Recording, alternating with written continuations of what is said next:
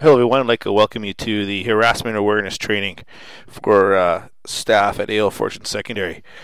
Harassment and bullying, the school district takes very seriously for all employees and students in the school system, and it's important that we have a full respect and understanding of the situation, and also of the situations around harassment and bullying, and also what steps you can take to protect yourself from harassment and bullying. First of all, I'd like you to think a little bit about what does harassment and bullying mean to you. Give you a couple seconds to think about that. Here's some background music while you're thinking.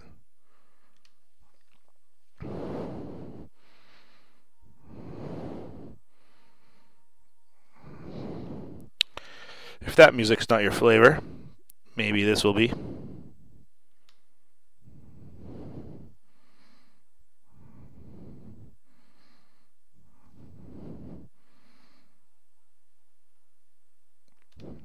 Okay, well, I'm sure by now you've thought of a working definition of harassment and bullying. Here's one for you. Harassment is any improper or unwelcome conduct or comment by a person which offends, humiliates, or degrades another person. I think before we start looking at examples of harassment, it's really important to look at what harassment is not. I think it's important that we still make the workplace a fun place to be and not be hypersensitive to harassment. Having said that, there is some bottom lines in terms of harassment, in terms of what is appropriate and what's not appropriate. Not that any sort of harassment is appropriate, but in terms of what harassment is. But here's what's not harassment. So, routine supervision. Jeans strolling into your class, checking things out. Not really harassment. Performance evaluations. Imposition of appropriate discipline, request or direction to do something that is reasonable. I think it's a key word there, something that is reasonable. That a reasonable person would consider reasonable as part of a job function. So something that relates to your job. Lack of friendliness. You know what? We get grumpy. And just because we're grumpy, it doesn't necessarily mean harassment. Apparent grumpy response.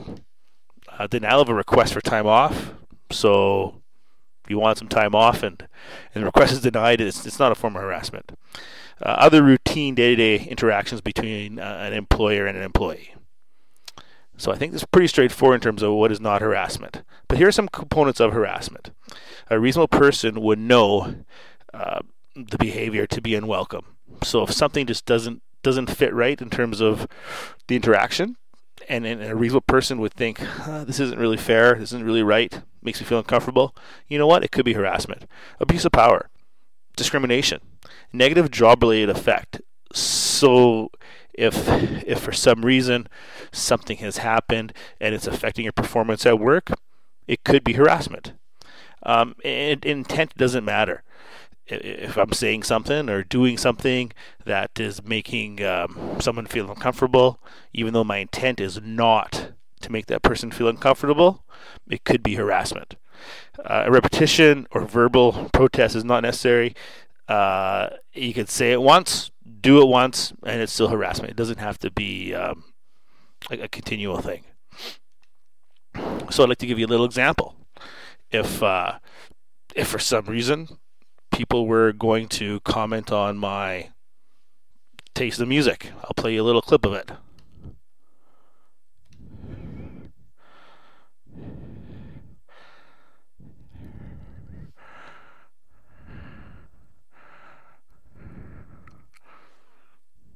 What?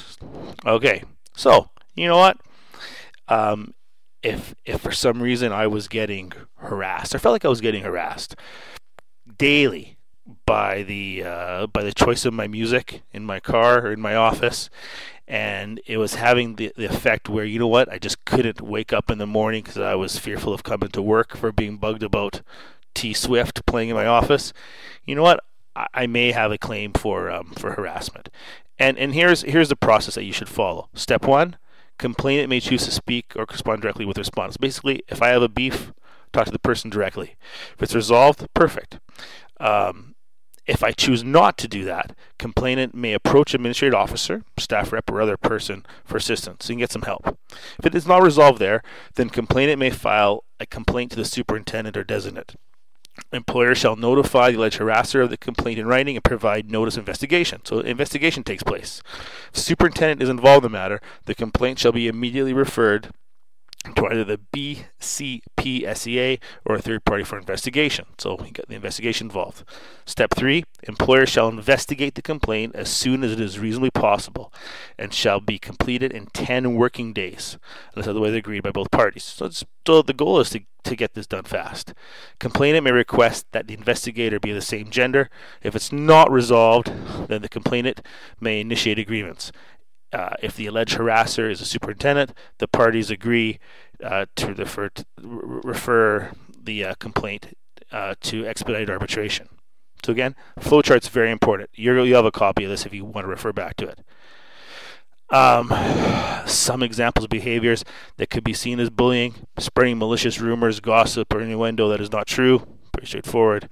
Making jokes that are obviously offensive by spoken word or email, social media. You need to be very careful with that stuff. Publicly making derogatory comments about a person or their work, belittling a person's opinions, or shunning someone.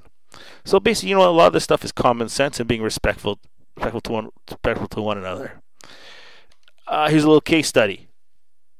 Miss Ivy is beginning to feel uncomfortable about entering a teacher's workroom because a male colleague seems to find her there. He makes comments about her body and dress, often calls her darling or honey. She has asked him to stop, and he's replied, anything for you, but the behavior hasn't stopped. She goes to the AO to file a harassment complaint. The next day, she receives a letter from her colleague saying he intends to charge her with a violation of the BC Code of Ethics. So, is this harassment? Is this harassment? Let's see. What do you think? Play some background music for you. What do you think? Is it harassment?